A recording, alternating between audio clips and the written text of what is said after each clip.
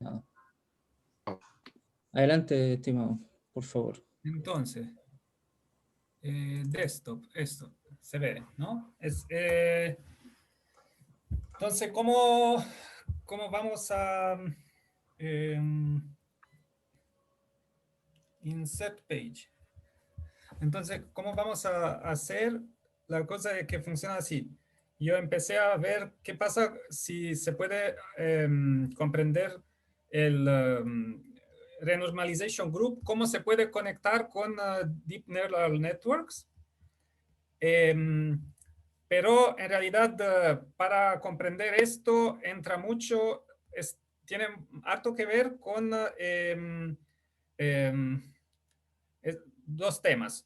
El primero, el más como reciente, es esto de Information Bottleneck Principle, principio de cuello de botella de información, que a su vez, digamos, describe de manera un poco más, me gustó bastante cómo lo describe, la teoría de Rate Distortion Function, que eso es algo de que quizás uno de ustedes conocen mejor que yo, pero yo no la conocía, así que voy a hablar también de eso, Rate Distortion.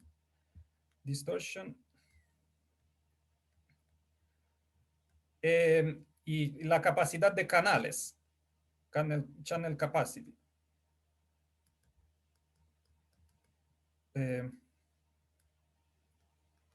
¿Ya? Y entonces vamos a hablar de este paper del algoritmo para calcular esto, que para mí como es una cosa muy, o sea, entra mucho en toda la teoría. No sería tan útil saber que existe el algoritmo, sino, pero que ayuda para fijar el formalismo, y es algo bueno de cultura general. Entonces acá hay un paper de Blackwood, no sé cómo, y Blackwood 72, y al mismo tiempo había otro que había hecho el mismo trabajo, que se llama Arimoto, que es Espera, un algoritmo para calcular la capacidad de canales. Ya, entonces voy a describir esto. Micha, un segundillo. ¿Todo el mundo puede ver la presentación de Mircea? Yo sí. Ya. Joaquín, ¿puedes verla o no? ¿Por qué Joaquín en particular? ¿Tiene computador particular? No, dice que no la puede ver, pero no sé si... A mí Y que se... parece que tampoco te escucha porque no responde. Sí, Pero el resto vemos la cuestión. ya, ok. Yo creo que es Mircea, o sea, perdón, es Joaquín. Yo me la veo. Está duplicado, Joaquín. Ahora sí, ya, ok. Parece que en Valpo es complicada la cosa. Ya. Solo quería, Mircea, solo quería decirte que si puedes un poquito, tal vez, bueno, no sé si lo va a explicar, no estoy 100% seguro. Si va a explicar lo de qué significa el grupo Renormalization y... Sí. Ya, ok. De hecho, será muy amigable la cosa. ¿No? Es como... no vamos a entrar en cosas de física pesadas, ¿ya? Ok. Eso es de Tishby. Tishby es lo que inventó esta cosa, y el paper inicial es Tishby, Pereira y Bialek. Pero después parece que Tishby el nombre es asociado a esta teoría de acá. Y después hay acá ese de Mehta y Schwab. Y después hay como el paper de conexión entre, que reexpresa un poco unos neural networks como fáciles con renormalization group. ¿Cómo se llamaba? Mehta Schwab. Ok. Entonces, es 72, creo que es 2002, algo así. Y acá 14. Ok. Y entonces vamos a ver. Entonces, primero es cómo funciona la capacidad de canales. Uno tiene un canal que sería método de compresión, más o menos, lo mismo. Digamos que después tengo un alfabeto de entrada y un alfabeto de salida, y hay una probabilidad de que me salga una dada letra en ese alfabeto. Y después, lo que está fijo es la probabilidad condicional de que, dada una letra del alfabeto de entrada, me salga otra letra del alfabeto de salida. Y la capacidad del canal es el máximo de información relativa de entrada respecto a la salida, ¿ya? Y máximo sobre todo lo posible probabilidades de entrada. Eso se llama la capacidad, o sea, cuánta información al máximo se puede preservar a través de ese canal. Bueno, y eso cómo se calcula, cómo se cuantifica. La información hay varias definiciones. Una definición como simpática es que uno toma la entropía de X y le sustrae la entropía de Y dado X, ¿ya? Si no, la otra es de hacer la divergencia de Kullback-Leibler de la probabilidad condicional de XY. No, de la probabilidad... acá no estoy tan seguro. De la probabilidad conjunta de XY respecto a la probabilidad producto. Y en realidad acá lo escribo con integrales, pero son todas fórmulas discretas. Uno podría escribir sumas sobre todas las probabilidades de letras, ¿ya? En vez de escribir integrales en estas variables. Y cada vez cuando tengo X chico es la variable y X largo es la variable aleatoria que tiene como probabilidad sobre los X, que corresponde a una probabilidad sobre las letras X pequeño, ¿ya? Y pequeño. Entonces acá para describir una fórmula de la información condicional, por ejemplo, es esto: integral sobre X, integral sobre Y. Acá tengo la probabilidad conjunta de las dos variables, que se supone que no son independientes. Y entonces una medida sobre el producto del espacio de las X por el espacio de la Y. Y después, acá si quisiera que pareciera lo más continuo posible, pondría dx de y, pero quiero hacer confusión entre sumas e integrales. Y después el logaritmo de la probabilidad conjunta sobre el producto de probabilidades, ¿ya? Esto se escribe también como la entropía de X menos la entropía de Y dado X. De Y respecto a X. Y la otra manera de escribirlo, hay varias maneras que son todas maneras de reescritura de estas sumas, cambiando notación, ¿ya? Y cambiando interpretación. La otra es tomar respecto a la integral, el promedio respecto a X, de la divergencia de Y dado X, probabilidad condicional YX respecto a probabilidad de Y, ¿ya? Que me da en práctica la E de X corresponde a esta integral de acá, y esta otra divergencia de Kullback-Leibler es esta parte de acá, ¿ya? Y en realidad, si uno puede escribir, y lo vamos a hacer, interpretar esta fórmula, dado que acá en esta integral aparece solo, lo escribí de manera que aparece solo probabilidad de Y dado X y probabilidad de X, puedo considerarla como que es una función de estas dos medidas de probabilidad, ¿ya? Así que en vez de escribir entropía relativa de X, Y, considero las medidas de probabilidad y no la variable aleatoria, y considero como una función de estas dos medidas. Y esto ayuda para hacer cuentas, ¿ya? Y, ok, entonces, de nuevo, la capacidad del supremo de esta cosa, que hay varias expresiones a según de cuál es la variable que tengo y que no tengo, pero lo que está fijo acá es P de I dado X, o sea, cómo me transforma el canal, la entrada y la salida, ¿ya? Así que me gusta tener esta fórmula de acá, donde aparece X y aparece I dado X, ¿ya? Porque eso estoy optimizando sobre X, y lo que está fijo es Y dado X. Disculpa, Mircea, Joaquín, aquí. ¿Sabes que me perdí un poquito, que tuve un problema de conexión y no sé si te podría pedir que muestres de nuevo un poco la primera fórmula en donde se entendía que representaba la probabilidad condicional dentro del esquema? Bueno, que representaban cada una de las probabilidades dentro ahí en O el dibujo sea, que tienes, básicamente, al o comienzo, sea, yo tengo más arriba. Esa está la el parte canal. de arriba, ¿no? Que tengo un canal y hay una probabilidad de Sí, ver sí. una letra en el alfabeto X y lo llamo, me imagino que las letras son como una variable aleatoria de entrada y lo que tengo fijo es la Ujú, probabilidad de I dado X, que es como el aporte del canal, y me sale otra probabilidad Y, ¿ya?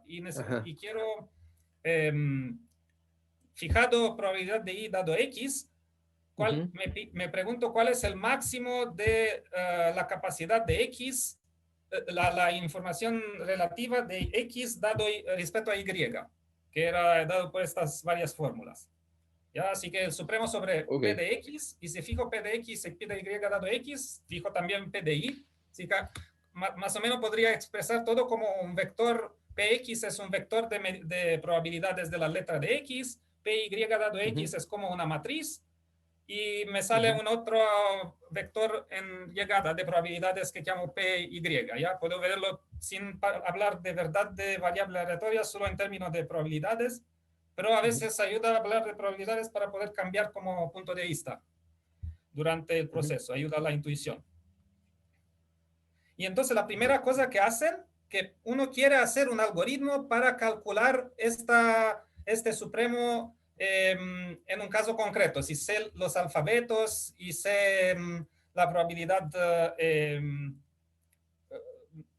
sé varias partes de eso. Después lo vamos a descubrir sabiendo qué. Pero la primera cosa es que se trata de Arimoto y Blackwood, que 72, que dicen, primero, el valor del supremo también lo puedes expresar como en términos de una probabilidad, de una matriz de probabilidad variable, P gorro XY, y toma el máximo sobre X y el máximo sobre P gorro XY, de doble suma de Px, Pi dado X y logaritmo de P gorro XY sobre Px. ¿Ok? Entonces hay una variable adicional que es menos intuitiva de comprender lo que significa y en realidad no es tan, no creo que es súper importante asignarle un significado a este pegorro de XY. Pero sale fácilmente que el supremo de arriba de esta información condicional, de información relativa de Px y Px, P de I dado X, es igual a esto, ¿ya? Y después, entonces, ahora voy a mirar esta fórmula y después acá hay varias condiciones que uno dado, por ejemplo, fijo P gorro y optimizo en Px, o fijo Px y optimizo en P gorro, y ahí puedo encontrar un problema de optimización lineal en realidad en estas variables Px y P gorro. Y me sale directamente unas condiciones, me salen condiciones de optimalidad en la maximización de un parámetro dado el otro, ¿ya? Pero en realidad debo hacer la doble maximización, ¿ok? ¿Y por qué es igual a una doble maximización? Porque primero hay esta fórmula, ¿ya? Que es útil pensarlo en términos de probabilidades para demostrarla, comprenderla rápido, es que la probabilidad, cuando tengo la probabilidad, la información relativa de X dado Y, esto es una función simétrica en XY, así que si lo escribo así, también puedo escribirla de la otra manera, ¿ya? Entonces, si es que vale la fórmula que sabemos que es una de las fórmulas posibles, o sea que este integral de acá, donde aparece solo X y Y dado X, también puedo asignar el mismo rol al Y y me da la misma fórmula intercambiando los roles, ¿ya? Y se trata un poco de esto, cómo funciona el algoritmo. O sea, acá esto es igual a esto y le subtraigo una dummy variable. O sea, pongo esta dummy variable de P gorro de X dado Y y los sustraigo a los dos términos. Así que cuando lo expreso acá me parece como raro, pero cuando lo veo acá puedo hacer, poner en común una integral y hacer una manipulación digamos, acá hay el logaritmo, no sé, hay unas manipulaciones que permiten llegar a esta fórmula de acá, donde se ve que aparece un logaritmo de estas dummy variable respecto a la de verdad variable, y es mayor o igual que 0 con igualdad cuando P gorro es igual a P, ¿ya? Así que si introduzco el P gorro y optimizo, me da lo mismo que poner de verdad el valor que salía en el problema inicial, ¿ya? Y entonces por esto poner esta otra optimización induce directamente que es igual al problema, que en realidad este máximo de acá no es otra cosa que la fórmula que estaba escrita acá arriba. Así que es como hay una manera de reescribir el mismo problema introduciendo una variable dummy variable. Y ahora la cosa, este es el primer elemento para crear este algoritmo, y el segundo elemento que aparece era una condición de optimalidad. Entonces acá hay la condición que Px alcanza el máximo del problema inicial, max Px y x, y digamos, escribámoslo como i de Px, P i dado x. Alcanzar el máximo, uno tiene una especie de ecuaciones de Euler-Lagrange, de constraint, de ver cuál es el constraint en la optimización, y me da que prácticamente esta función de acá es que considero, si se dan cuenta, estoy integrando en i, así que hay una función de x.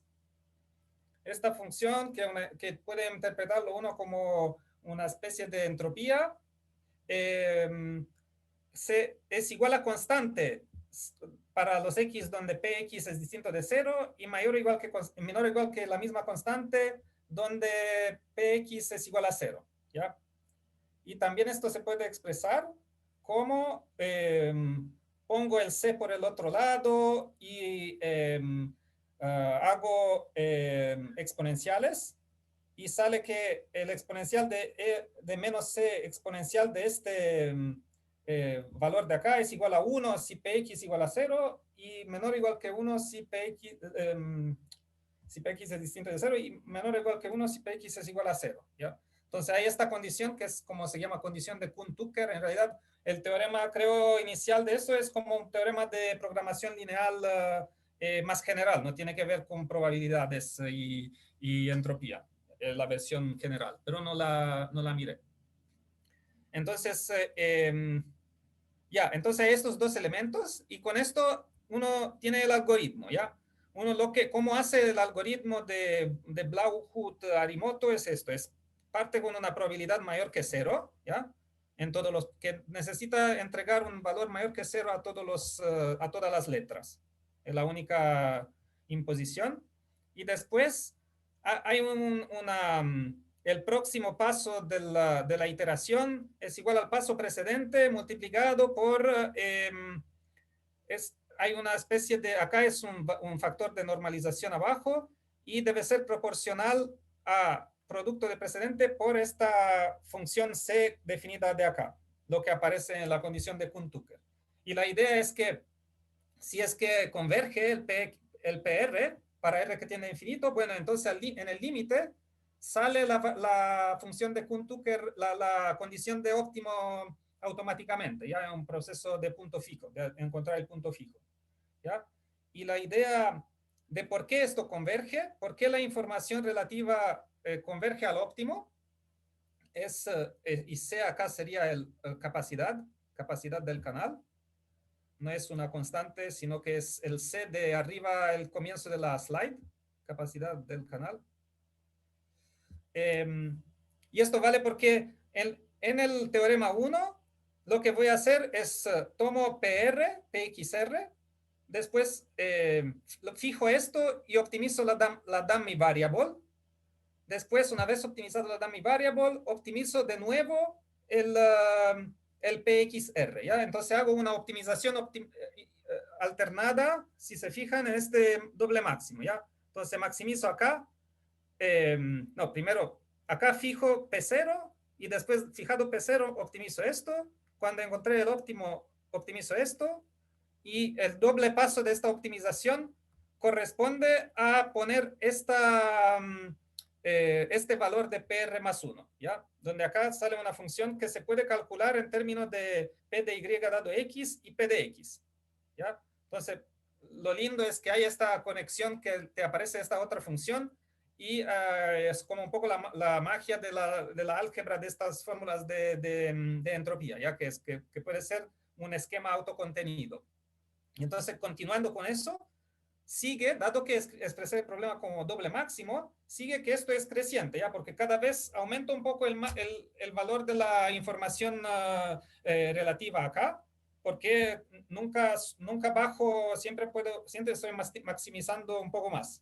Y entonces sigue que existe este límite y de ahí como que, dado que el límite existe, alcanza la condición de Kuhn-Tucker y sale que así calculo la capacidad, ¿ya? Entonces uno podría, teóricamente, conociendo solamente P de I dado X, calcular la capacidad del canal con este algoritmo iterativo, ¿ya?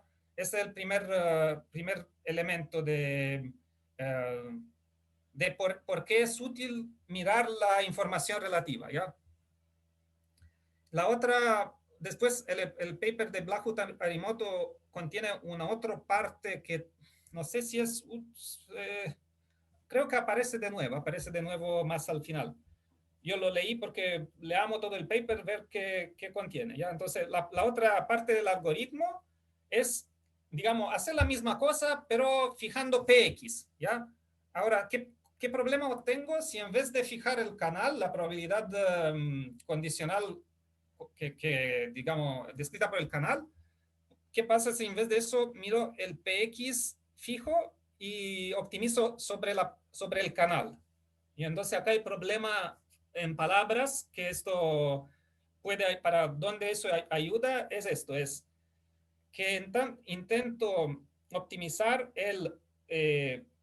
la cantidad promedio de información sobre el PDX, sobre la fuente, el PDX, que debe preservar el canal bajo la condición que la distorsión es menor o igual que un dado valor, ¿ya? Entonces acá me fijo una distorsión, digo, ¿qué será la distorsión en el final? Es una especie de distancia de transporte, ¿ya? Tengo la probabilidad conjunta de X y Y, tengo una ρ que será lo puedo fijar, una especie de penalización, que puede ser, por ejemplo, una distancia o algo que usualmente que es 0 si los X igual a Y y mayor que 0 si X distinto de Y, ¿ya? Para que me diga una especie de distorsión entre X y Y, ¿ya? Y lo ideal es que X es igual a Y, PXY es diagonal, así que ρ es siempre igual a 0, por ejemplo. Entonces, tengo esta distorsión y después minimizo sobre los posibles canales, fijado PX, minimizo esta cantidad que de nuevo es la información relativa y es como el rate, el tazo de cuánta información pasa, el mínimo de información que necesita pasar por el canal si es que la distorsión está agotada por D, ¿ya? Es ese otro problema y lo interesante es la fórmula que sale al final, ¿ya? Entonces acá lo vamos a hacer para calcular el óptimo de tasa de pasaje de información necesario para el mínimo de información necesaria para una dada distorsión.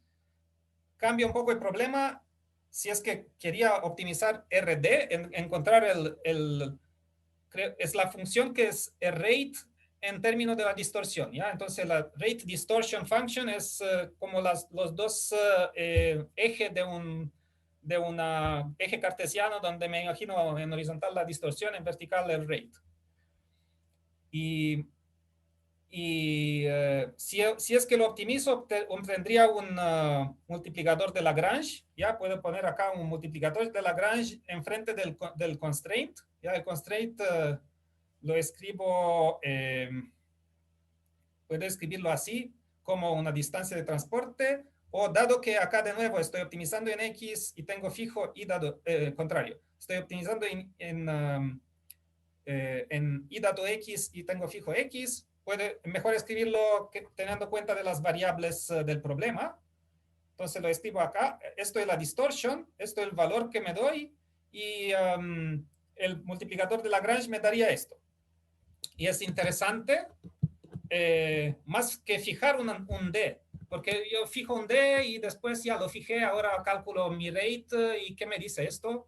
No sé. Es un otro problema de modelización, de comprender cuál es el D que uno debe fijar. Así que quizás es mejor mirar este problema con un lambda, un parámetro de acoplamiento entre D y la distorsión, y mirar el problema de multiplicador de Lagrange. Y lo lindo de esto es que acá tengo lambda D, que pueden salir afuera y tienen este rol, digamos, marginal.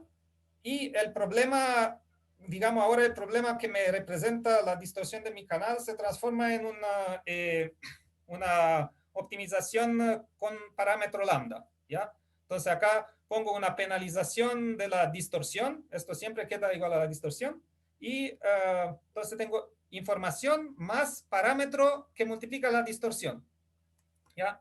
Y de nuevo, acá el approach es como antes. En vez de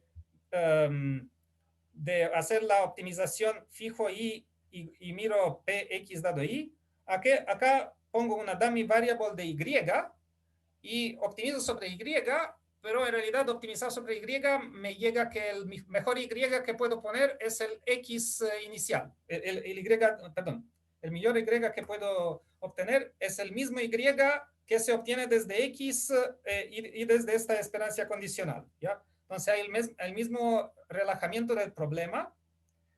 Y ahora, de nuevo, el problema se transforma en un problema lineal. Miro la ecuación para optimizador en esta variable fijada a la otra y en esta variable fijada a la otra, y me salen fórmulas similares a las de antes, ¿ya? Entonces, acá en particular, a la óptima probabilidad condicional es como el dummy variable pesado con exponencial de lambda por la distorsión, ¿ya? Entonces aparecen estos pesos exponenciales en la distorsión que después también, o sea, en una interpretación de desde dónde salen este peso de exponencial, sale porque podría ser corresponder al multiplicador de Lagrange en un problema relajado de optimización. ¿Ok? Y nada, y con esto obtengo una fórmula para el rate distortion que depende del parámetro, y donde acá el lambda de lambda se conecta, en realidad yo necesito hacer la otra optimización en este otro pedazo de problema y después sustituir el óptimo en el de lambda. ¿Ok? Entonces el D no juega el rol más importante, ¿ya? Y entonces, y con esto puedo de nuevo hacer mi algoritmo. Sería el teorema de Kuhn-Tucker, la versión para este problema, donde aparecen de nuevo los pesos con lambda rho, y me da una condición para estar en el RD curve, o sea, la curva de óptimo rate dada la distorsión. Acá sería el min, el mínimo de información que pasa por el canal fijada a una dada distorsión. ¿Ya? Si la distorsión tiende a 0, la información debe ser la máxima posible que pasa, porque quiero que pase exactamente y igual a x, y si d bastante largo, esta información puede bajar, ¿ya? Si dejo la distorsión tan larga que supera un dado valor, el canal puede borrar toda la información y entonces esto justifica un poco por qué el dibujo de la curva se ve así. Ok. Y entonces, bueno, y con todo esto, de nuevo hay un algoritmo iterativo del mismo tipo. Maximizo primero una variable, después la otra, y iterando me converge al límite. Me converge al límite que es la solución del problema inicial, donde ahora no era importante, no necesitaba saber digamos, lo único que necesito saber es el p de x durante todo este proceso y puedo empezar con cualquier dato, digamos, da mi variable inicial py, suficiente es que sea mayor que 0 en todas las letras o la cosa que pasa por mi canal. Entonces, esto es... Perdón, Mircea. Oye, en física uno sabe bien lo que significa el lambda. Aquí en informático, ¿qué es lo que significa el lambda? ¿O alguna intuición que uno pueda lambda, tener? en realidad, en todos los casos es como una especie de penalización de distorsión, de penalización. En física, la penalización que la energía después uno fija, después lo vamos a ver, uno fija que es una temperatura y la temperatura igual a 0 corresponde más o menos un inverso de temperatura, y temperatura igual a 0 significa que lambda es infinito, o sea que cuesta muchísimo distorsionar, puede ser respecto al mínimo de la energía o respecto a la información que quiero que pase por el canal. ¿Ya? Entonces, una varianza digamos inversa. ¿Cómo? Mircea, que como una varianza inversa, como en el contexto gaussiano, por ejemplo. Una pregunta, ¿estos teoremas de qué paper los sacaste? ¿Cómo? ¿De qué paper son todos estos teoremas? Son siempre el paper de Blackwood. Ok, de Blackwood. Ok, bueno, gracias. Es donde... Esto se llama Computation of Channel Capacity and Rate Distortion Functions, 72. Y Arimoto al mismo tiempo. Que Arimoto, acá cita Arimoto. Pero Arimoto era japonés y Blackwood era americano, así que mucho más citado Blackwood. Entonces, entonces con eso, digamos, es un poco el tipo de algoritmo de acá. ¿De dónde salen todos estos exponenciales que aparecen por acá? Uno puede imaginar que hay una distorsión. Y ahora, en el próximo, a ver si el próximo, en el próximo paso, el Information Bottleneck Principle, lo interesante que hace es que lo que antes era una distorsión, ahora es una información relativa auxiliaria, ¿ya? Entonces, y le sale un problema de optimización no lineal, pero hacémoslo pasito a pasito, ¿ya?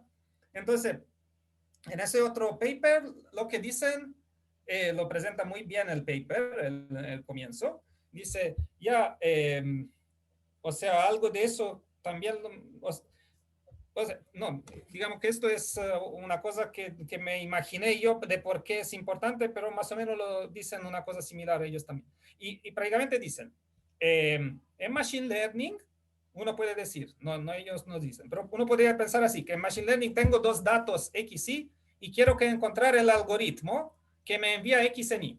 O sea, se trata de encontrar un algoritmo que envíe, en vez de hacer un fit de X, Y, hago un fit no lineal donde uno encuentra un algoritmo.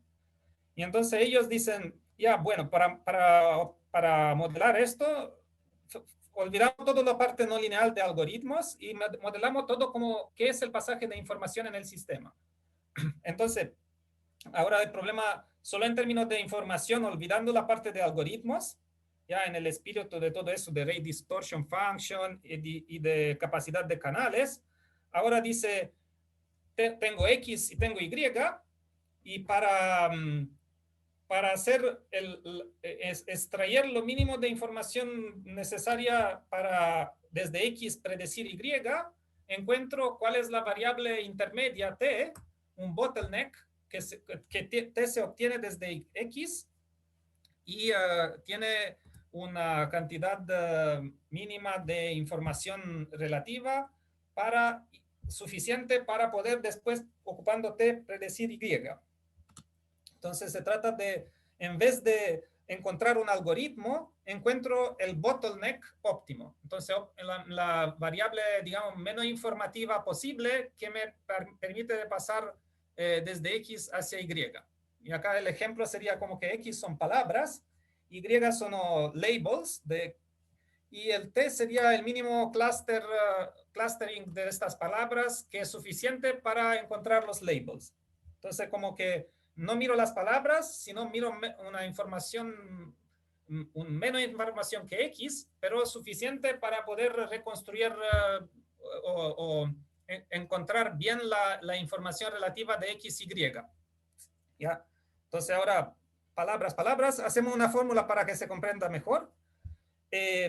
Acá hay funcional information bottleneck y le pongo un parámetro de nuevo. Antes se llamaba lambda, estos en este otro caso lo llaman beta. Y es el mínimo sobre la... Ahora, ¿cómo imaginan ellos es como un poco, digamos que el formalismo es como escondido, y si uno quisiera hacerlo bien formal, preciso, saldría muy complicado y feo por mirar, y por eso ellos nunca escriben la cosa completamente en detalle, pero se comprende igual muy bien. Entonces lo que dicen es lo siguiente: consideramos variables que forman una cadena de Markov, ¿ya? Entonces que acá hay las variables del problema son las probabilidades de transición entre una variable y la siguiente, ¿ya? Entonces no es que considero el T como en un hiperuranio aparte, sino lo considero como un T que se puede, que tiene relación de Markov de probabilidades de transición con X. ¿Okay? Y para todos estos T optimizo prácticamente la entropía, la información relativa entre X y T, y penalizando, digamos,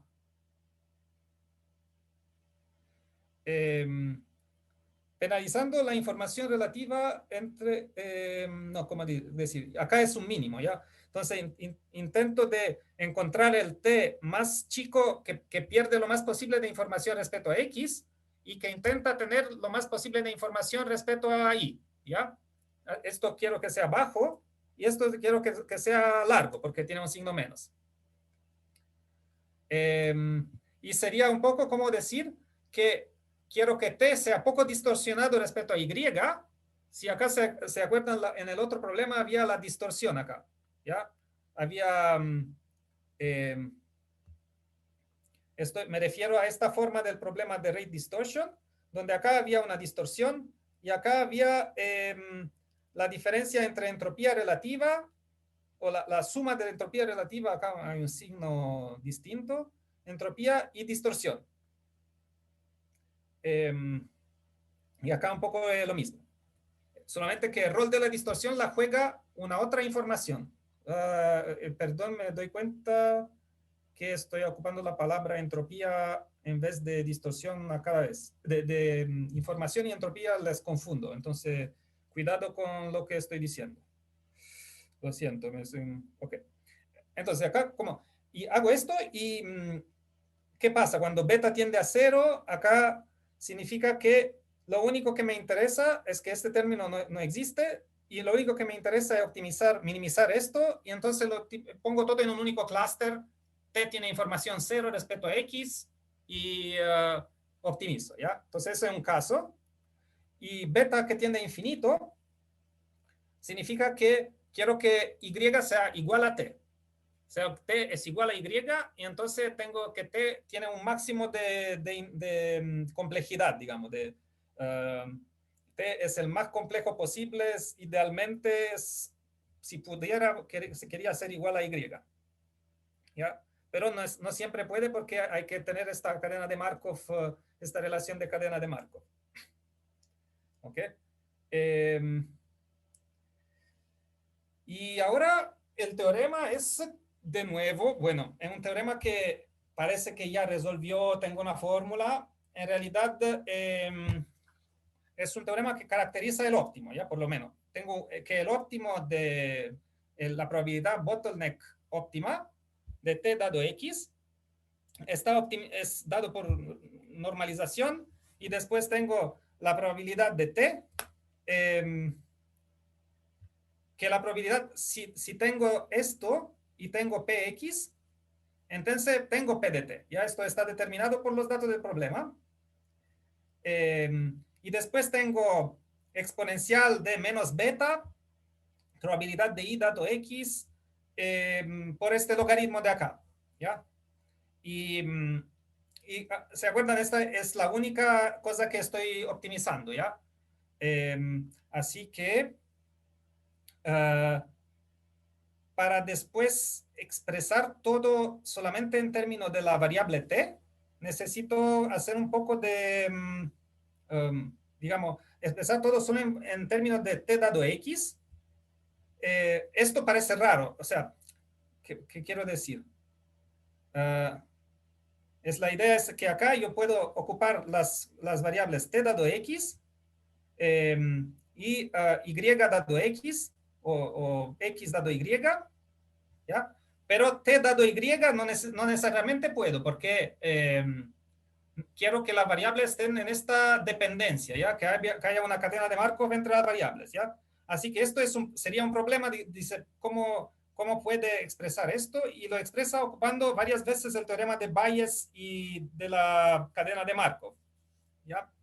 Entonces, el problema de Bayes me permite de intercambiar el condicionamiento por un lado o por el otro. Entonces, tengo que probabilidad de i dado t es igual a, por probabilidad de t es probabilidad de t y probabilidad de i. Y ahora probabilidad de ti es la integral aplicando la propiedad de Markov, ¿ya? Acá pongo la cadena de Markov, x y t. Tengo t dado x por x dado y, integro en x, y esto me da t dado y, ¿ya? Es como la composición de los dos pasos de la cadena de Markov. Y después, de nuevo, Bayes para intercambiar esta parte de acá, ¿ya? Así que con esto puedo obtener p de i dado t en términos de cosas que aparecen en la cadena de Markov, solamente pasos adyacentes de la cadena de Markov, ¿ya? Y así que uno escribe la fórmula con este formalismo, pero en realidad acá son escondidas las variables que son solo las funciones de transición en esta cadena de Markov, ¿ya? En realidad, p de t dado x es lo único que x e y uno considera que son fijos, y p de t dado x es lo único que estoy intentando optimizar. ¿Ya? De nuevo, es como en el Machine Learning que fijo x, y quiero optimizar el algoritmo. Acá fijo x, y quiero optimizar, bueno, puedo decir t, o puedo decir quiero optimizar t dado x. ¿Ya? El problema acá, pero es esto, es que acá aparece t dado x. ¿Ya? ¿Se fijan? Entonces, como que digo, ya, p de t dado x, ya lo encontré, es esto, pero en realidad no lo expreso en términos de sí mismo. Sí que es una relación no lineal, ¿ya? Hay un problema que no es como estos problemas de Blackwood, porque hay en el óptimo, resuelve una ecuación no lineal, no fácil por como comprender cómo se puede encontrar el P de verdad, ¿ya? Y después acá, antes de continuar, hay una observación que ya hice porque no resistí, pero ello dice, en el Rate Distortion Theory, el P óptimo tenía acá menos exponencial de la distortion, y acá tengo menos exponencial de, si se fijan, ¿qué es esta cosa de acá? Si aquellos de ustedes que están familiares con esto, yo no, pero cuando durante estudiar esto un poco me habitué, y esto también es una divergencia de Kurzweil-Leibler, ¿ya? Entonces, en efecto, acá aparece una especie de no es como directa, es como si hago la probabilidad de i dado x, probabilidad de i dado t, después integro en hago la divergencia de Kullback-Leibler respecto a la variable X de esta medida de probabilidad, es lo que aparece en este otro problema. Es como que la distorsión de verdad es como la diferencia entre la información, ¿cómo se llama? La información, la probabilidad de I dado T respecto a la probabilidad de I dado X. Entonces, como una información residua del T, como cuánto de la información de X respecto a Y está codificada en la información de T dado Y. Es una especie el T quisiera ser lo más cercano a X para minimizar esto, ¿ya? Entonces, como que hay este rol de la Kullback-Leibler divergence, un poco análogo de la distorsión en el otro caso, ¿ya? Y la diferencia es que ahora depende de las variables aleatorias, ¿ya? Esto no hay una función que depende de X, Y, sino que depende de las variables aleatorias un poquito, esta divergencia. Y nada, es solo como una conexión así simpática y ellos dicen que era como inesperado, una sorpresa. Bueno, no sé, a posteriori todo parece obvio, ¿no? Pero quizás no. Y entonces uno hace, digamos que tomó su tiempo quizás crear todo ese framework e imaginárselo, ¿no? Y entonces uno hace después, ahora puede hacer como en el algoritmo de Arimoto-Blackwood, una especie de manera de poder, en casos concretos, hacer un algoritmo iterativo que me permite encontrar el óptimo del information bottleneck. Que hago acá las variables, uno necesita introducir dummy variable y con este dummy variable optimizar sobre la dummy variable iterativamente y me converge al óptimo en el límite, ¿ya? Entonces escribo de nuevo, estas son las variables que son, es natural ponerlas y digamos que uno fija px, p de i dado x y tiene estas otras variables que linearizan, digamos, si todas fuesen parámetros independientes, sería lineal el problema. Entonces, fijo estos, que son toda cosa que dependen de t, porque finalmente lo que optimizo es t, y lo escribo. Y ya eso, ahora perdí todas las dependencias de esta dummy variable, incluso, digamos, que aparecían antes en esta cadena de Markov, pero después de nuevo sale que el óptimo se traduce en este problema relajado y puedo hacer la misma cosa, hacer la optimización iterada, ¿ya? Y entonces, quizás no sé si es tan importante ver cuál es la forma. Lo importante es saber que funciona el algoritmo y que al final había un problema no lineal donde tengo una dependencia del... hay este problema que parece complicado porque cuando expreso P de t dado X, en el final depende de P de t dado X, pero esto me lo resuelve el procedimiento iterativo, ¿ya? La fórmula... ¿Qué pasa? Voy a borrar todo y abrirlo de nuevo. Y entonces, lo que no se puede hacer con la fórmula directa, sí lo puede hacer el algoritmo iterativo, ¿ya? Y entonces defino la nueva probabilidad condicional como dependiendo de el P de t dado X nuevo es igual al P de t viejo con una fórmula. Y acá tengo esta divergencia de Kullback-Leibler de las dummy variable. Y después acá el PDT lo expreso con la fórmula que debiese, si PDR más 1 es igual a PDR, significa que es la fórmula de Markov, de verdad. Y entonces esto me va a converger a la fórmula de Markov. Y acá tengo esto donde acá P de X dado T se expresa como P de T dado X y P de T. Y P de... Sí.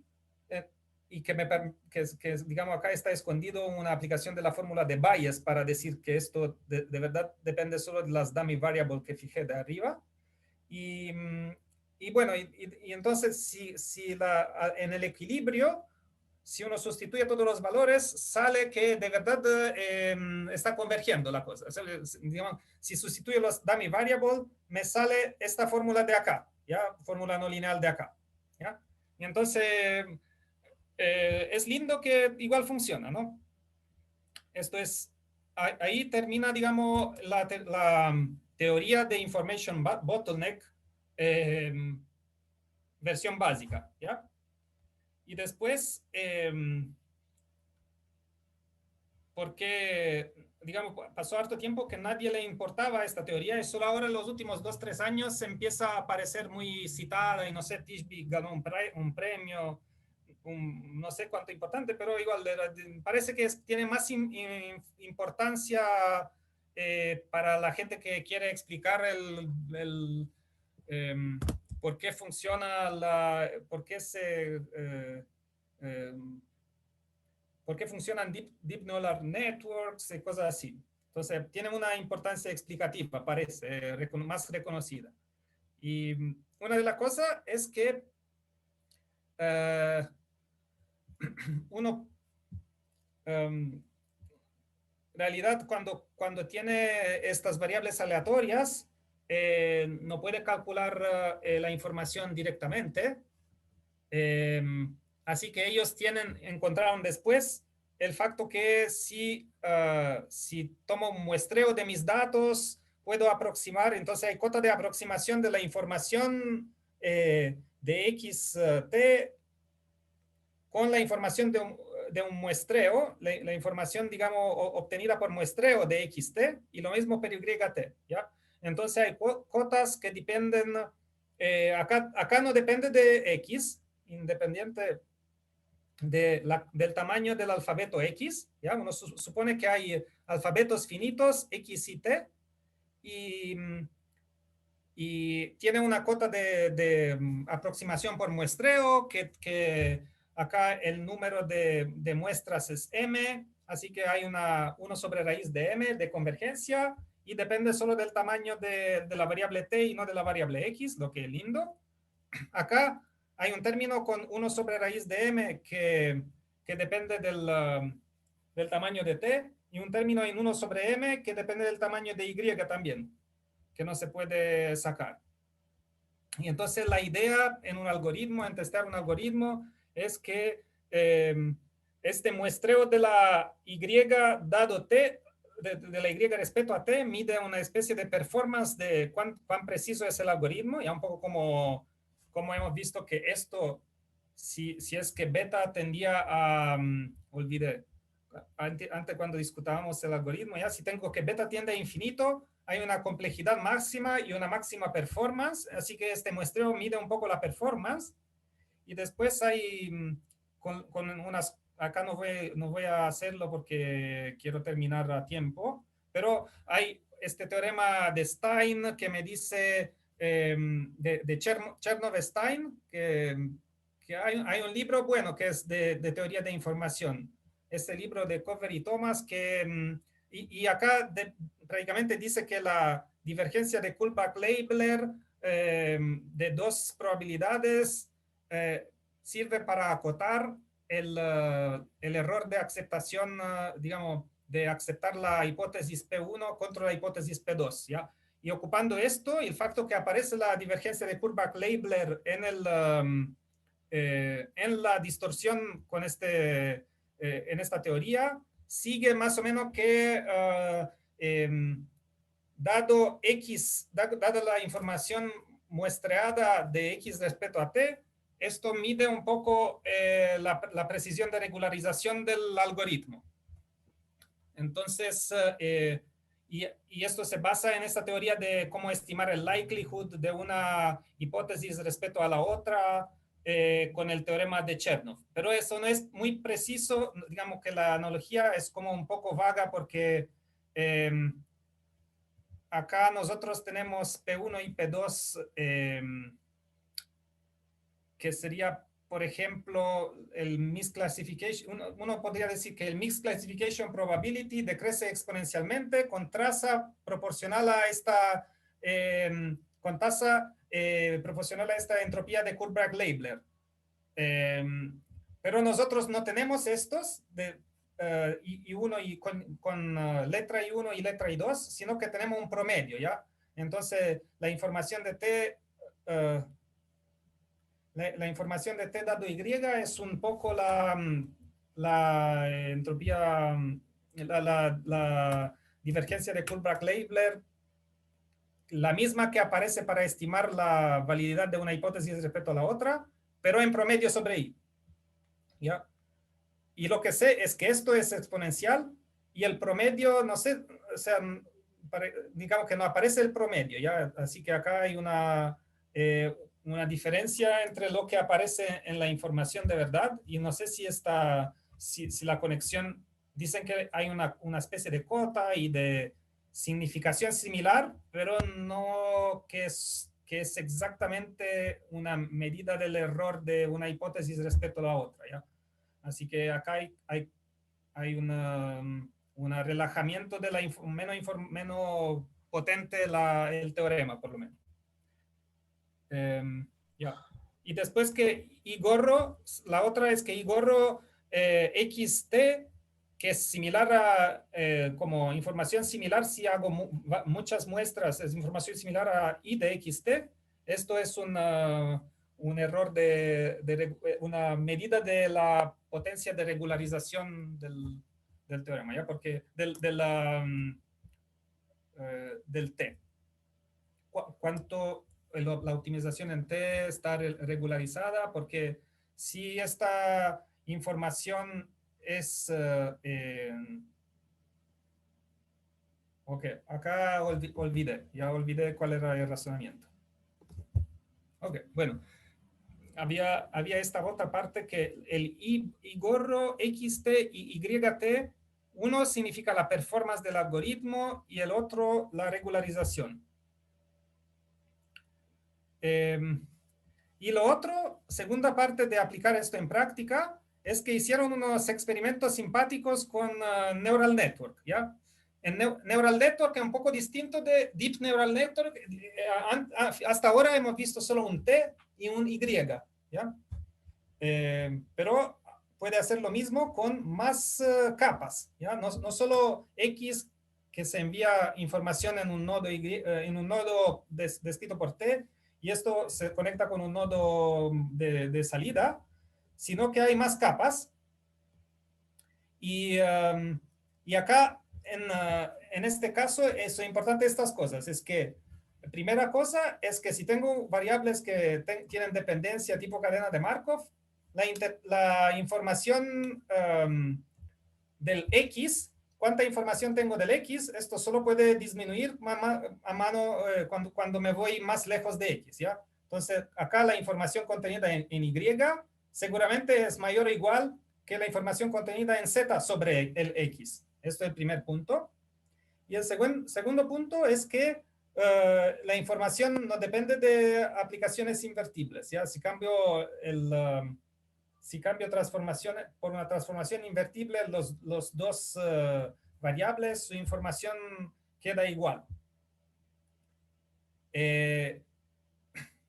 Y entonces acá con el punto 1, lo que puedo decir es que miro la información relativa de X respecto a Y, y cuando me voy más cerca del, digamos que me voy, no, al contrario, me voy por esta dirección en las capas del Neural Network, la información no hace otra cosa que bajar, ¿ya? Entonces la salida del Neural Network, para que sea optimizada la información de salida, y sea al máximo, necesito que cada uno de estos, más precisamente, que cada una de las desigualdades sea lo más cerca a una igualdad. O sea, si quiero mantener lo máximo de información, es importante que ninguna capa cague, ¿no? Que todas las capas vayan bien. Y después la otra es que lo miro en para el X, información de X respecto a X, y acá entonces tengo que la entropía de X es también acotada por abajo por cada entropía de cada capa sucesiva hasta el menor valor posible es de la capa de salida. ¿Ok? Y después, dado que cuando yo hago mi transformaciones en el neural network, aplico, no sé, aplico estas funciones no lineales que muchas veces son invertibles, es un poco independiente todo ese estudio, independiente de la arquitectura de cómo transformo con una transformación lineal invertible el sistema, ¿ya? Así que no hay muy dependiente de la función de activación en mi network. Y después con esto, ellos dicen, ya, dado que ahora tengo un framework de esto, hacemos un experimento y hacen el experimento siguiente. Dicen, calculo las informaciones de todas las capas durante la iteración del aprendizaje del neural network, ¿no? Y entonces lo que observan, acá tenía el video que es súper lindo la cosa, casi se fijan, empieza al tiempo cero, acá tiene varios neural networks, y en cada puntito me representa el color, su color me representa la capa del neural network, ¿ya? Y tiene esta población de neural network y ve cómo cambia su información durante el aprendizaje, ¿ya? Entonces empieza con poca información sobre T, ¿ya? Y mucha información sobre X. Entonces, lo que hace rápidamente el neural network es que llega en una situación, digamos, intermedia, ¿ya? Acá hay 600 épocas y después de eso parece que mucho más lento empieza a optimizar su información respecto al T. Entonces, hay de verdad este tipo de... acá es como el mismo video de los puntitos que se mueven, primero se mueven bastante rápido hasta una posición acá en verde y después mucho más lento en esta otra posición de acá. Y acá el neural network que miran es siempre de ese tipo, importante mencionarlo, es siempre de ese tipo donde cada capa es más, digamos, intenta hacer un resumen de la capa precedente, ¿no? Es como cada capa tiene menos neuronas. 12, 10, 8, 6, 4, una neurona. ¿Ya? Entonces lo que dicen ellos es que hay una fase inicial donde crece la I de TY y I de TX queda constante para cada capa, como que la capa de alguna manera se organizan para hacer todo el procedimiento al mismo tiempo juntas, ¿no? Porque acá un puntito significa una capa, ¿no? Y después, en la fase 2, pasa que el que I de TY es constante, I de T de X decrece. Entonces ellos dicen que acá está acumulando información sobre Y y acá descarta la información sobre X que le sobraba. Entonces esto era que parece que se organiza, que primero no explican por qué, pero dicen ya por lo menos se comprende cómo funciona el razonamiento de ese cerebro virtual, inteligencia artificial. Dice ya al comienzo empieza acumulando información y después como que saca la información que sobra. No sé, eso es la interpretación que ellos dicen, pero no más que el experimento, no hay una explicación teórica de esto. Y acá es esta narración. Ya la capa codifica información más y más independiente entre sí durante el entrenamiento. O sea, independiente porque hacen todo al mismo tiempo y para poder mantener las desigualdades de la cadena de Markov, esta que siguen del fato que es una cadena de Markov, significa que cada capa acumula lo más que puede de su información en su desigualdad en la cadena, ¿ya? Y la otra, eso es otra cosa que no era lo mismo que decía antes del experimento, es como que uno dice que la capa codifica la información independiente durante el entrenamiento y después que si hay más capas es un poco más rápido el procedimiento, porque hacen como hay un proceso que cada uno optimiza su desigualdad. Pero esto es así como narración sin, es heurística, no sé cómo decirlo. Ya, esto lo voy a saltar. A mí me sirvió un poco para comprar, pero creo que no tiene que ver, entonces lo voy a saltar. Y vamos a pasar a la parte de Renormalization Group. Ok. Entonces acá, ¿por qué es importante? Ahora, dado todo lo que hemos visto, ¿por qué es importante ahora, por qué mirar algo que tiene que ver con ese Renormalization Group que vamos a ver lo que es? Pero lo que pasa es que cuando veo estos experimentos, parece que la información se reparte entre las capas, como aparece en el video, parece que cada capa tiene su información y su desigualdad de información y que como que se reparte entre las capas y cuando hago mi procedimiento, como que es muy bien codificado el caso X, ¿cómo es? IXT, ¿ya? El caso de una cadena de Markov con 3 pasos, ok, súper bien. Pero no existe una teoría equivalente a esta, o sea, una teoría donde hay hay un information bottleneck theorem, como esto, un teorema así, y el resultado de iteración, y después las estimaciones de muestreo. Todo esto lo hay para 2 capas, X, T, Y. ¿Y qué pasa? Uno se podría decir, ya, bueno, me gustaría tener información teórica de nivel más como detallado cuando hay más que 3 capas y no decir ya la primera mitad de capa que me da un encoder lo llamo T y la próxima es un único pedazo de cadena de Markov, ¿ya? Entonces, de modelar un Deep Neural Network como si tuviese 3 capas, ok, pero pues, no sé, a mí me pareció que puede ir una dirección por ahí de ver qué pasa cuando hay más que 3 capas en más detalle. Y después la otra es que cuando el Renormalization Group para mí es más cercano de ecuaciones diferenciales, ¿ya? O sea que es lindo la parte de información, pero si uno le interesa un poco de ver la relación con ecuaciones, no me sale muy directa la aplicación, ¿ya? Pero por el Renormalization Group puede dar una dirección en esta dirección, ¿ya? Eso es un poco la motivación para mí de poder mirar a esto, ¿no?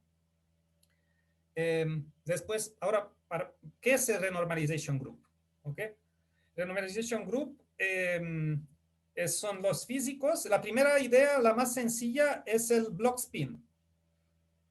A ver si tengo una imagen del block spin. Ah, no la puse. Entonces, ¿cómo puedo crear una nueva página? Entonces, la idea del block spin es muy sencilla. Uno tiene todo tiene en cada punto del espacio tiene una flechita y quiero ver el comportamiento de todas las flechitas que pueden apuntar arriba o abajo. Y uno mira las funciones E a la menos beta con una energía de flechitas. Y el block spin me dice ya, en vez de modelar el problema como todas las flechitas, digo que acá en todo este bloque, esto le codifico una sola flechita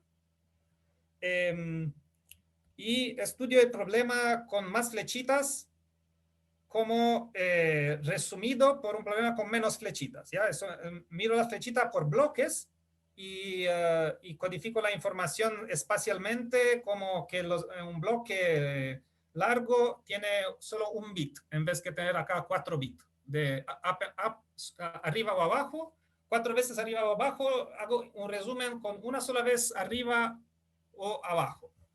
¿Ya? Es hacer el bloque de los spin para codificar la información. ¿Ya? Esto es el block spin idea, pero creo que después vamos a ver un poco más detalle en un rato, ¿ya? Y esto era la idea de Kardanov, que también tiene un libro de Renormalization Group. Y después se puso más famoso cuando Wilson encontró con esto una explicación de mecánica estadística del efecto Kondo, algo de conductividad y spin en metales, ¿ya? Y le dieron el premio Nobel y ahí se puso interesante el Renormalization Group. Ahora recién hay gente que trabaja, que digamos que esto es una de las principales ideas Renormalization Group de cómo estudiar este problema de no sé cuántos dólares de Clay. ¿Ya? Hay un problema que dice en las teorías de Gage no abelianas que se llama Young-Mills, encontrar que hay un estado un ground state, un estado no trivial que se mide con una cosa que se llama mass gap. El gap de masa entre el vacío y el primer estado de un sistema modelado con estas interacciones tipo Gauge. Y una manera de demostrar este mass gap sería si uno puede pasar al límite una especie de energía sobre los estados del sistema, medida de Gibbs sobre el estado del sistema, y hacer este límite de medida de Gibbs. Una de las principales direcciones es de aplicar grupo de renormalización, ¿ya? Aplicar entonces como discretización a escalas siempre más largas y conectar estas escalas entre sí. ¿Okay? Entonces estas son la persona que trabajan en el mass gap problem. Y esto es la persona que trabaja con grupos más cercanos de grupos de renormalización. Esto Balaban ya hizo varios papers famosos de esto, y creo que como que el próximo famoso que trabaja en esos problemas es Chatterjee, Suraf Chatterjee. Y después otras cosas son para otros problemas que no son tan como importantes, pero igual importantes, que sería una versión discreta de esta ecuación estudiada por estas medidas de Gibbs sobre el estado el espacio de soluciones. Si miro medida de Gibbs correspondiente a esta ecuación, caso discreto, o sea, no tengo el espacio, sino que no tengo RD, sino tengo ZD, y hay teoría de ese tipo estudiada por grupos de renormalización, y acá hay Bridge, Bauer, Schmidt y Slade, y Gordon Slade, que creo que tienen un libro sobre eso, que se llama Renormalization Group, y no es la misma cosa que Kardanov, pero es algo de ideas similares organizadas de manera distinta. Ok, entonces, ¿cuál es en matemáticamente, aparte de las palabras, en matemática, cuáles son el setup?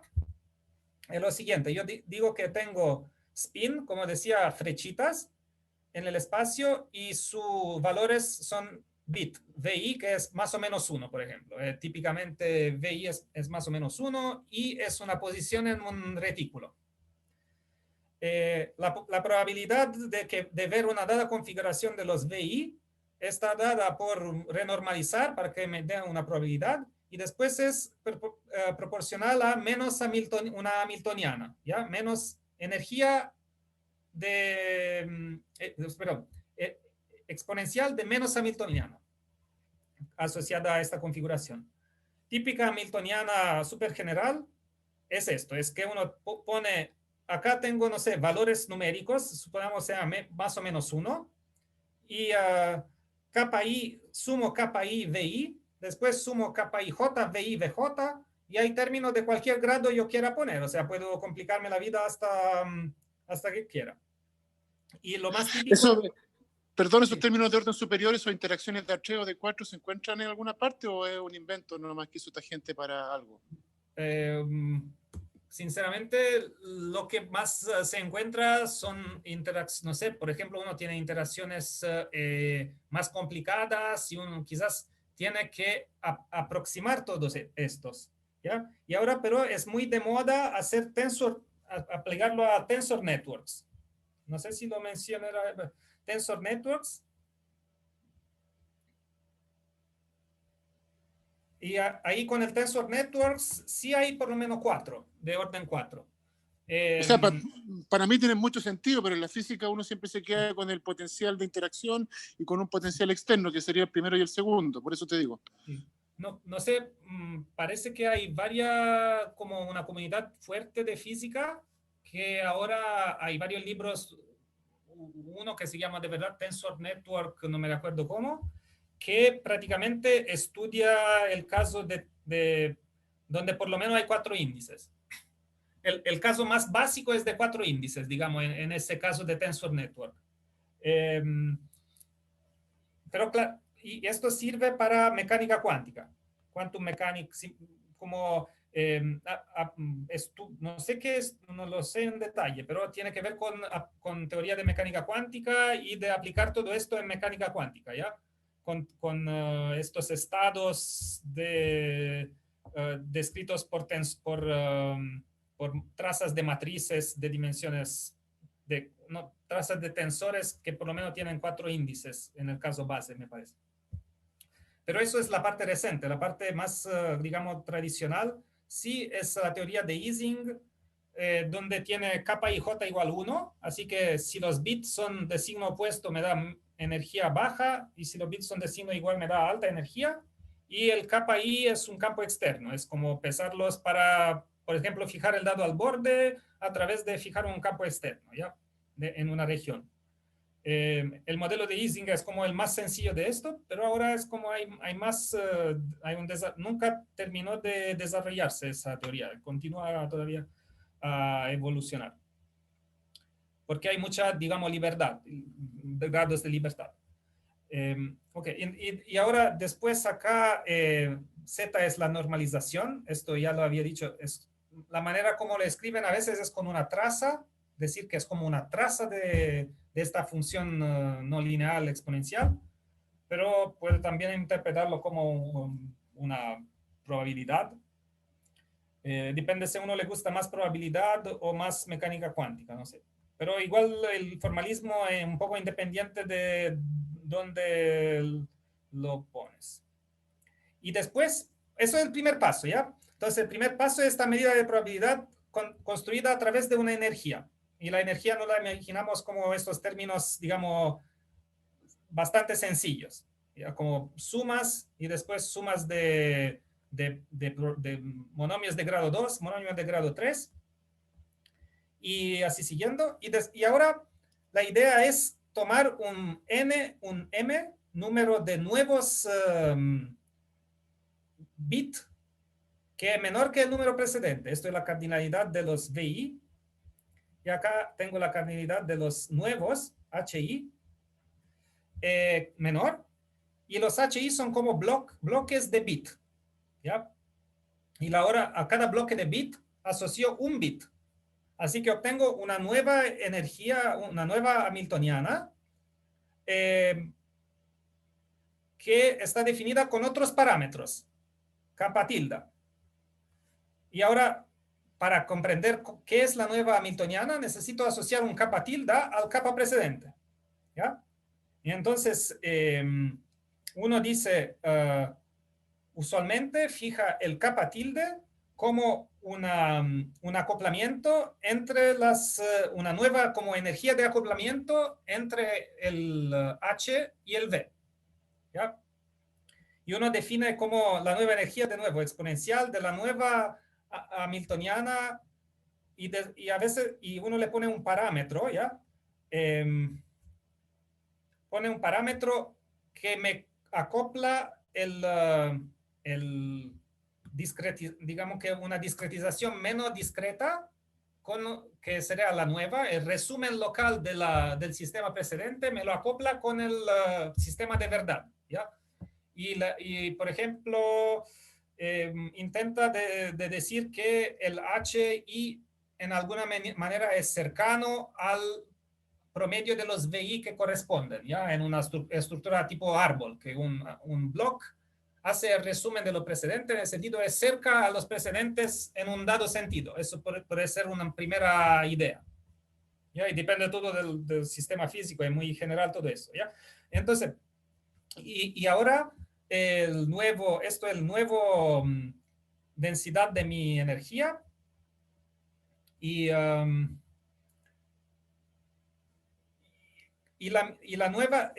densidad de energía, si es que quiero codificar todo en este acoplamiento, la puedo describir como una densidad de energía definida siempre sobre los VI, donde la penalización de que VI sea lejos de HI está incluso en este término de lambda, y después tengo la hamiltoniana de los VI, y si hago digamos, integro todos los grados que los VI tienen sumados a los grados de libertad de los HI, con eso puedo encontrar una definición alternativa de la hamiltoniana. Entonces, usualmente la hamiltoniana de los HI está dada de esta forma, como hacer el marginal, o sea, integrar todos los datos de libertad extra pesados con un acoplamiento, un nuevo acoplamiento. Y, ok, esto es el framework. Y uno, después, lo que le interesa muchas veces en física es saber calcular la free energy, que sería esta función, y después usualmente tomar derivadas parciales de la free energy respecto a varios parámetros tipo posiciones, momentos y cosas así, te dan es una función generatriz de todas las ecuaciones físicas asociadas al sistema inicial, ¿ya? Eso es el significado de la free energy, como una función generatriz.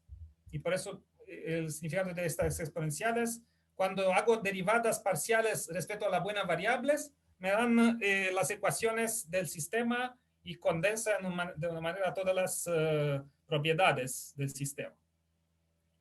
Y uno quiere ver si el grupo es preciso en el sentido que aproxima bien la nueva energía libre descrita en términos de las variables, digamos, resumen local, HI, si está cerca de la energía inicial, de la energía libre inicial, que sería que si esta integral es cerca de esta otra integral, sí, si estas dos integrales son cerca. Y si es cero este valor, esto corresponde si uno mira esta fórmula de acá, sigue que son cerca si es que la traza con VI, digamos, la traza respecto a los grados de libertad,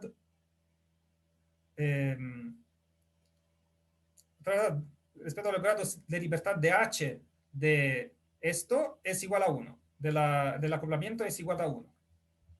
Eso se llama que es exacto, y nunca pasa que es exacto porque uno intenta hacer un resumen de verdad.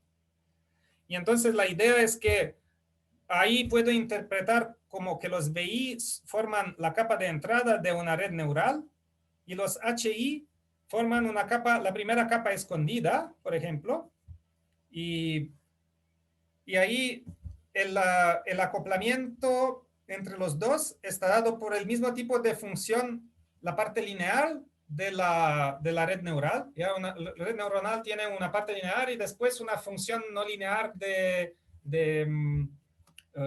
¿cómo se llama? Puede ser ReLU o sigmoide, este tipo de transformación, ¿no? Y entonces tengo mis parámetros, los parámetros que intento optimizar para que la segunda capa digamos, dé el buen resultado respecto a la primera capa, con la entrada de la primera capa, son estos parámetros. Y es muy similar a lo que pasa en el grupo de renormalización, donde de nuevo intento optimizar parámetros para que la nueva energía free energy sea igual a la free energy precedente. ¿Ya? Y ahora, si lo interpreto de esta manera, uno puede definir en realidad una red neural con dos capas es una restrictive Boltzmann machine. ¿Ya? Hay dos capas y acá todas las conexiones entre capas. Y si hubiese todas las conexiones incluso entre la misma capa, se llamaría una Boltzmann machine. Si restringo diciendo que no puede tener conexiones de neuronas de la misma capa, o sea, que estas no se conectan entre sí y tampoco estas, y que hay un grafo bipartito, en otras palabras, de relación de la red neural, eso se llama restrictive Boltzmann machine. Entonces, para una restrictive Boltzmann machine, hay su formulación de energía, de si fijo los parámetros lambda, cuál es la nueva energía y la vieja energía, y se puede organizar las cosas de manera que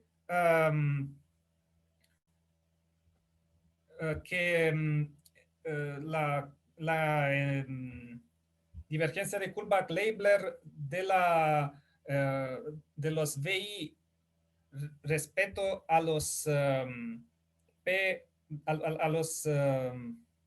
digamos, ¿cómo era?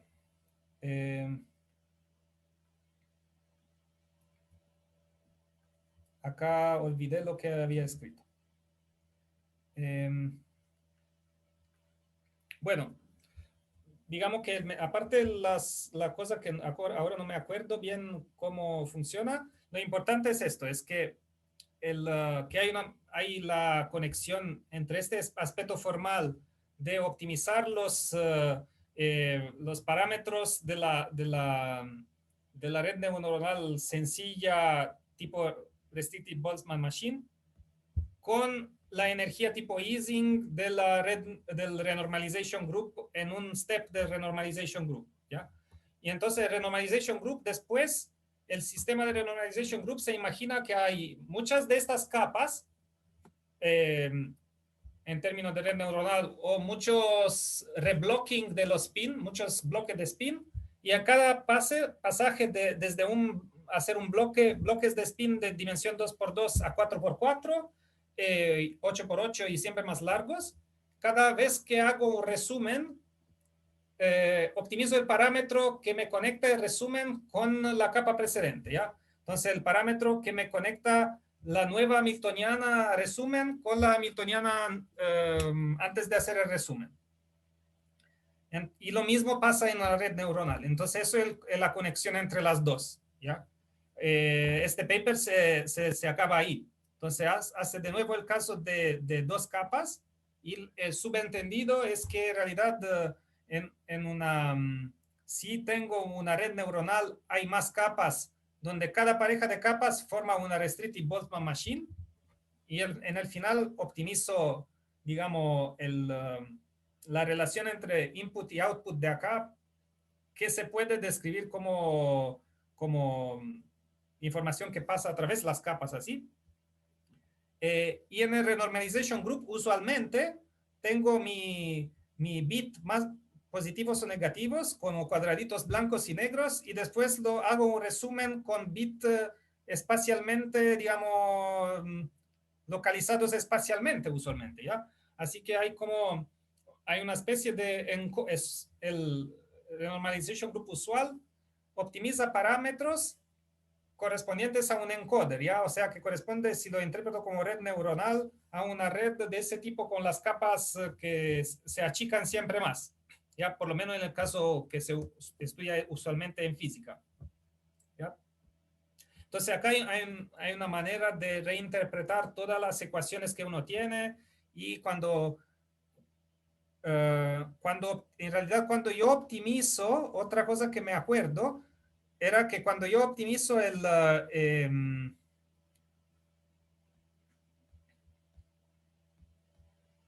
si intento optimizar en lambda esta exponencial de acá, que es una exponencial que depende de los parámetros de acoplamiento, acá en realidad me obtengo que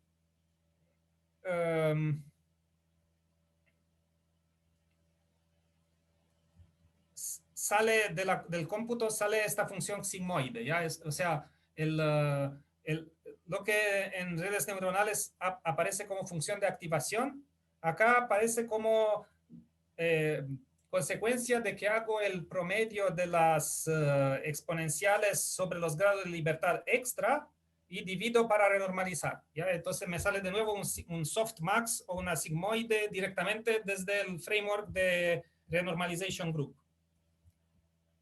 Y no sé, ahora queda la pregunta si esto tiene que ver con, si después puede ayudar mirar más allá y ver como que en ecuaciones diferenciales uno dice que la ecuación se condensa en una, o sea, si tengo una solución de esta ecuación, me da un punto crítico de la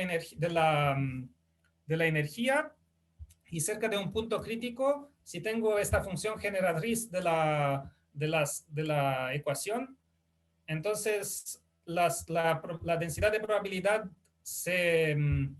tiene un sentido en el cual se acerca de concentrarse en una solución, o sea, un poco más concentrado en la solución, simplemente porque hago la exponencial de una función cuyo punto crítico es cerca de un punto crítico, ¿ya? Entonces, si estoy cerca de un punto crítico,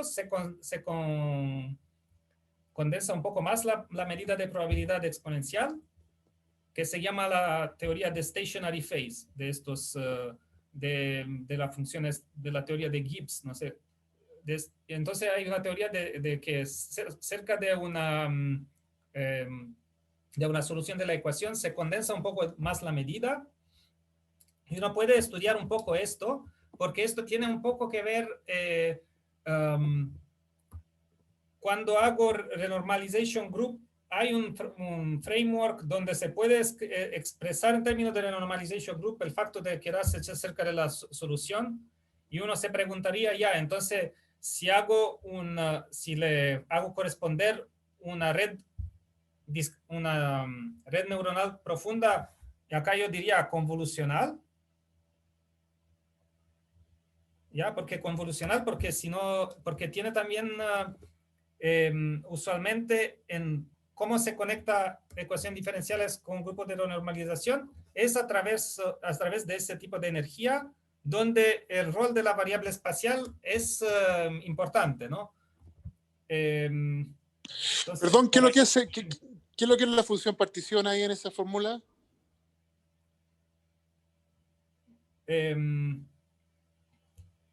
Es esto, ¿no? La probabilidad de encontrar la veo como densidad de probabilidad sobre el espacio de las F. ¿Pero qué es lo que es Z sub B? ¿Qué es lo que es Z sub B? ¿Una integral funcional está metida ahí? ¿Algo raro? Sí, o sea, debe ser la integral algo que hace renormalizar esta energía. Que sale una medida de probabilidad, ¿ya? Porque la densidad de E sola no es tiene integral otra cosa, no sé. O sea, ok, sí, eso es súper sutil, porque ahí eso de sí. Z sub B debería ser la integral sobre todas las funciones, y eso, ¿cómo se llama? Eso está más allá del análisis que muchos de nosotros conocemos, por eso. O sea, claro, es complicado. Acá uno se imagina que primero lo mira en el caso discreto y que tengo ecuaciones discretas en un retículo, en un pedazo de retículo, y ahora esto lo integraría sobre, si el retículo tiene n pedazos, lo integraría sobre r a la n, ¿ya? Integro todos los posibles valores de la función en cada punto del retículo, ¿ya? Y digamos que uno integraría entonces sobre el espacio de las funciones desde n a valores en donde toma valores la función, ¿ya? y todas las funciones desde n en r, por ejemplo, si son funciones escalares, son r a la n, ¿ya? Entonces el espacio de funciones, si es que es discreto, es r a la n, ¿ya? Pueden interpretarlo como integral y dividir por la integral total de esto. Es como dividido por integral sobre r a la n de e a la menos beta, y acá le pongo la energía discreta. Eso sería la idea, sí, que después tienen todos sus problemas para formalizarla en el continuo, pero no necesariamente es el continuo que interesa. Y nada, eso es, digamos, el tipo de approach de expresar redes neuronales, ¿ya? Y después hay gente que continúa esto y hay y los físicos continúan a crear modelos. Eso es una cosa en desarrollo todavía, no se acabó. Perdón, estoy fuera de tiempo. Gracias, Mircea. Gracias. Sí. No sé si tienen preguntas los que todavía están ahí. Sí, varios se necesitan, correcto, que se necesitaban ir antes, sí, claro. Jacob.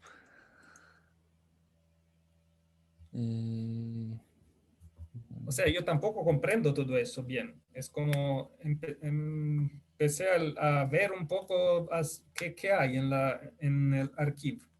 Ya. Bueno, si no hay preguntas, le damos las gracias a Mircea y bueno, lo dejamos hasta aquí hoy, ¿ya? Muy interesante la charla, hay varias cosas que me quedaron ahí dando vueltas, pero bueno, vamos a leer más profundamente, ¿ya? Si no, voy a enviarle un mensaje con el video de hoy, bueno, ojalá hoy día, y el próximo viernes, como les digo, Gonzalo Mena va a hablar de ODIs y Neural Networks, o no sé cómo era. Ya, pues gracias a todos y nos veremos en la próxima ocasión, ¿ya? Chao, Sí. chao. Chao, Mircea. Chao, gracias. Gracias. Nos vemos. Chao, muchas gracias. Hasta luego. Chao. Chao, gracias.